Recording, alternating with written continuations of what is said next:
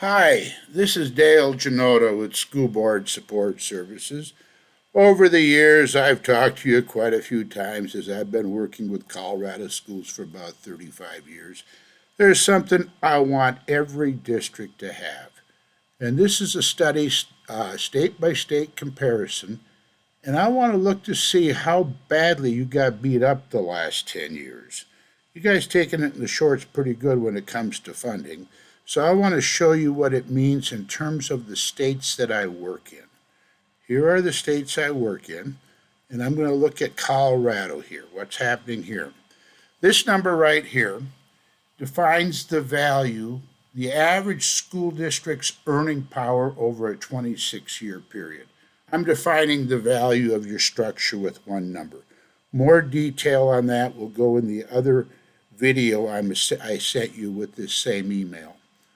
Okay, you can see that overall, based on this group, you're a quarter million below average, 16.97% below average, and you were last in the group.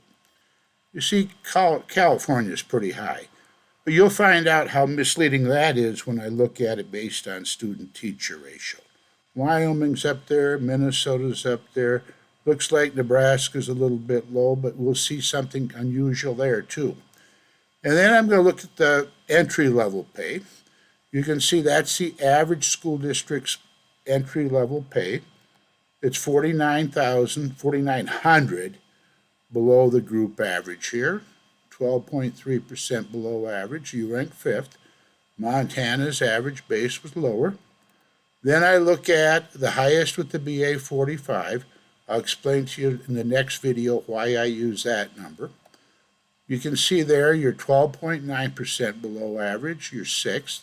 Your top salary, $9,400 below, 13% below, and you were fifth. Montana was a little bit lower. Then I look at benefits. Now, benefits is crucial. In this group right here, there's the average amount a school district pays towards family insurance. That's the average they pay for single insurance. Here's California's average. Wyoming pays a chunk of change. They also pay on the average 6.23% of the employees share retirement. Minnesota has a matching TSA. That's why those numbers are there.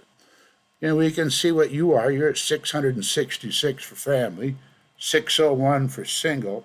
Not too many districts in Colorado pay family insurance. Then when I combine the benefits to the salary, let's see what happens.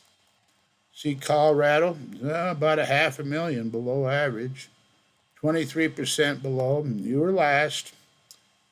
Entry-level pay based on family insurance, about $12,000 below, 21% below, you rank fifth. Top salary with the BA 45, much below, that percent below, you're ranked sixth. Top salary, you're last in every category. You were not last 10 years ago, but you are now. Okay, then I do the same thing with single insurance.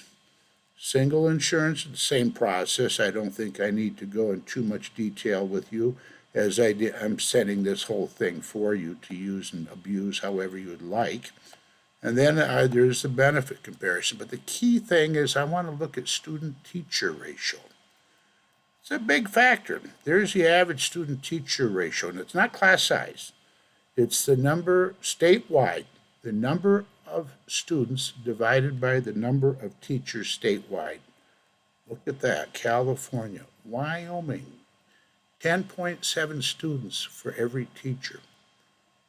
Montana, Nebraska, Colorado, Minnesota.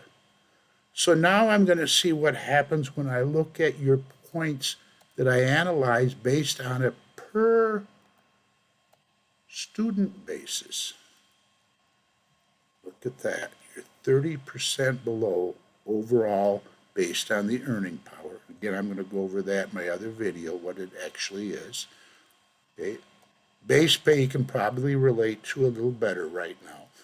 There's the average per district, how much each district makes on a per student basis using using the student teacher ratio of 16.94. You were 26% below average. Look at Wyoming. Look at that amount. Starting salary per student in Wyoming is about twice what Colorado is. And that's without the benefits. That's just the salary on a per student basis. BA 45, look at that. I like to look at Wyoming. Had a teacher from Wyoming that came to Wyoming as one of the bigger districts in Colorado. And once she found out how many kids she was going to have in Wyoming, she started crying. She couldn't believe it. Here we go, you're 26% below. See, California's below too now. See, when you got 19.18, it get a little misleading there.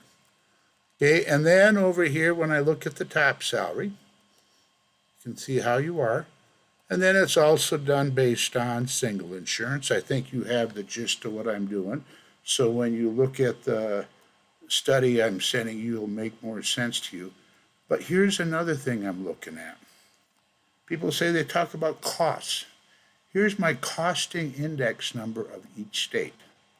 This comes from the Bureau of National Statistics or whatever it is here. You know, these numbers right here, what do they mean? Okay, what does that mean? In Colorado, $105.60 in Colorado has the same purchasing power as $89.30 in Wyoming. So when I look at compared Colorado to Wyoming, it's even a greater discrepancy. I didn't put any tables together for this because I figured you can do that yourself.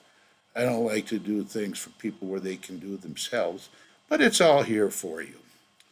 I hope you're enjoying this video. I think it's what I have is very powerful. I think legislatively it would make a whole lot of sense. I hope you also look at my other video because that goes into more detail, district by district, in terms of how the overall pay is. My name is Dale Janota, and I hope you're enjoying what you see, and I hope you find this worthy. Thank you. Now I got to figure out how to get out of here to shut it off. I always have troubles with that. Let's see. Oh, there it is.